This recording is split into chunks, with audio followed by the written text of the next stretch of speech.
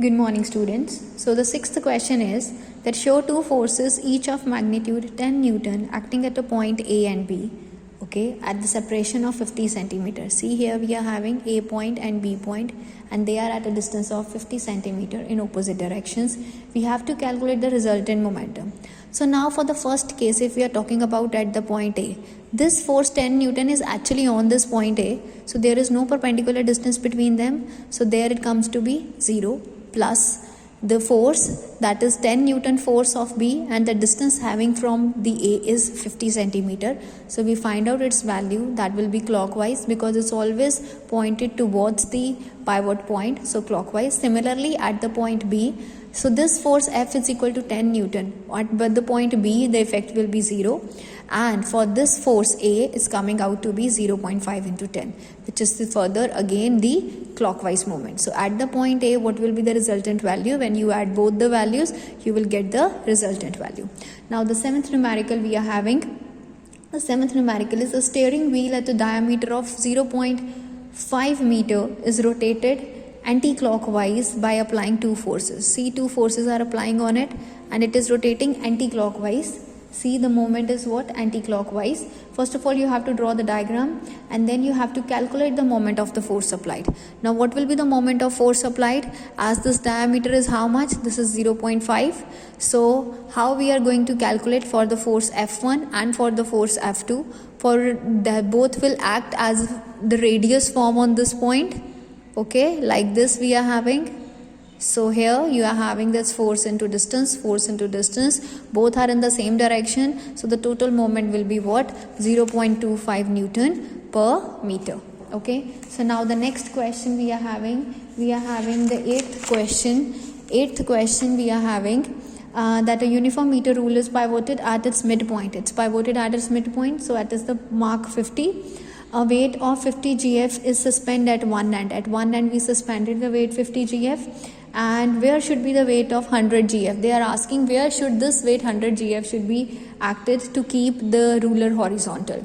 So for the first one we are having, so the distance is not given to us, that let that distance be x, and here it is marked that it's at which point, that is of a 50 centimeter distance. So 50 into 50, the F1 you are getting, and from here that is 100x. Principle of moments is anti-clockwise is equal to clockwise. So from here you calculate the value of x. Now the ninth question, a uniform meter rule balance horizontally on a knife edge, okay, at 58 centimeter mark. This is the 58 centimeter mark.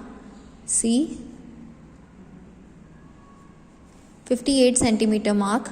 And when a weight of 20 GF suspended from one end we suspended a weight 20 GF, draw the arrangement and you have to find out the weight of the rule. You know it always acts at center of gravity, so we have taken it at the mark of 50, so that is 20 into 42, okay, and x into 8. We have find out the weight from there.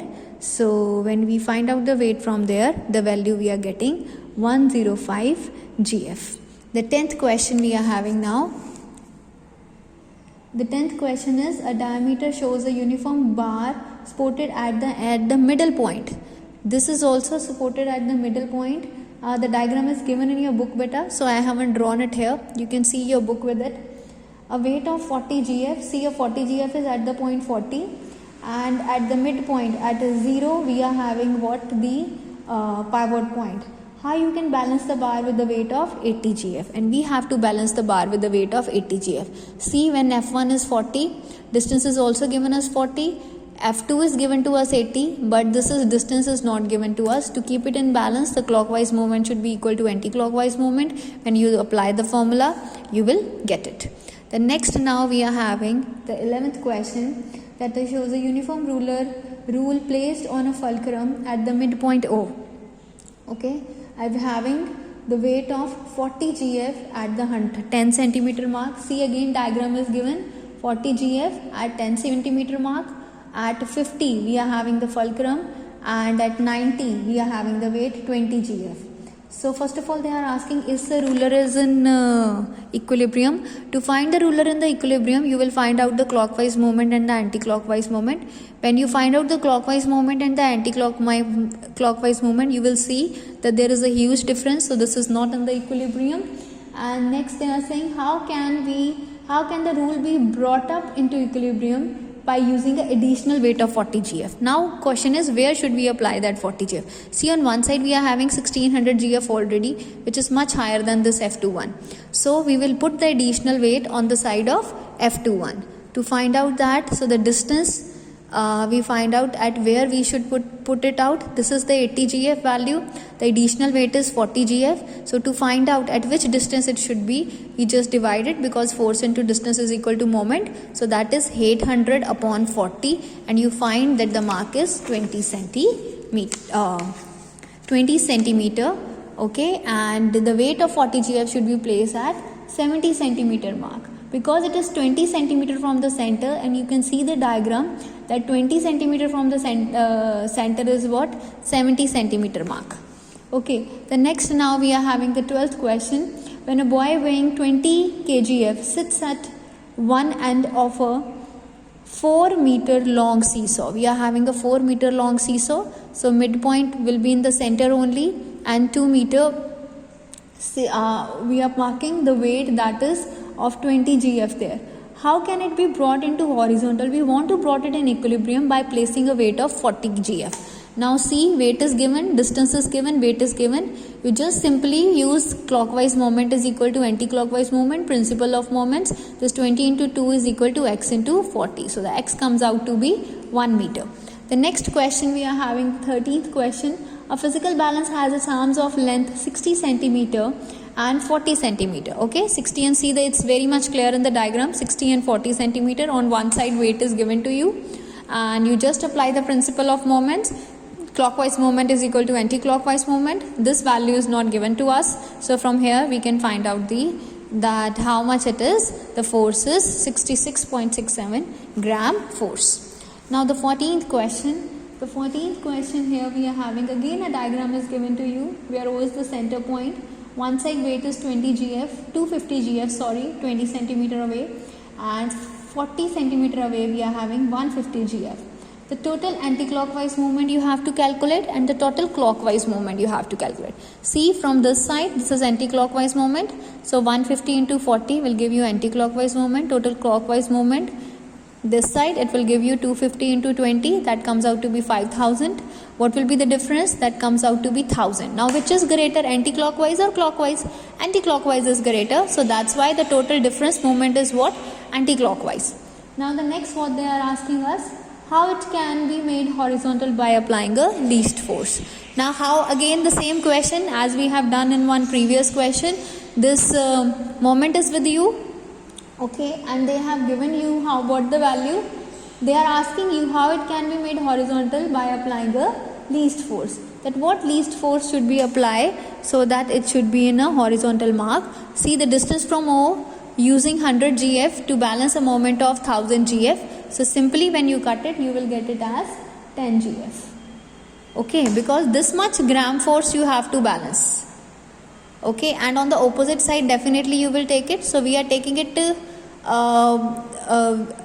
we are taking that gram force to the other side. So it comes out to be upward at the 100 centimeter mark. So that comes out to be the value. So here we are having now the 10 centimeter, bacha. I speak wrong. The value they have given. So it is 10 centimeter. 100 GF centimeter is your moment, and 100 GF weight is given to you. So by dividing it, you will get it as 10 centimeter. We have already done that in the question number in one previous question also. So you can see that. The next question, now we are having the 15th question. The uniform meter rule of weight of 10 GF is pivoted at 0 mark. So 10 GF pivoted at the 0 mark. What is the movement of force depresses the rule, and how can it be made horizontal by applying the least force? So it is at 10 GF mark. So 50 centimeter here. So here you are getting it as clockwise moment is equal to 500 GF. So next they are saying what should be the least force x there. So we have to produce it in equilibrium. To produce it in equilibrium, what we need? An anti-clock force to have equilibrium. Simply clockwise moment is equal to anti-clockwise moment. Distance is given to you. Mass you have to find out. Already you have calculated the clockwise moment. From there you can get the value of x. Fine. Now the 16th question. A uniform half meter rule can be balanced at a 29 centimeter mark. See, it is at 29 centimeter mark. And when a mass is 20 gram is hung on one end. Okay. From its one end we hung it at 20 centimeter mark. We have drawn the arrangement. They want us to find out the weight of meter ruler also. But it will always be pointed at the center. So it's a half meter rule. So at 25 we are having the weight of that scale. So the distance from this fulcrum point, it is having 4 and it is having 21. Simply applying the principle of moments, you will get the answer. Okay. Now the 17th question. The 17th question they are saying, we are having what? We are having a uniform meter ruler. So uniform meter ruler means 100 centimeter scale you are having, and its fulcrum marked at 40 centimeters. See, fulcrum is at 40 centimeter. The weight of the scale will be at 50 for sure, and one mass is given to you at 20.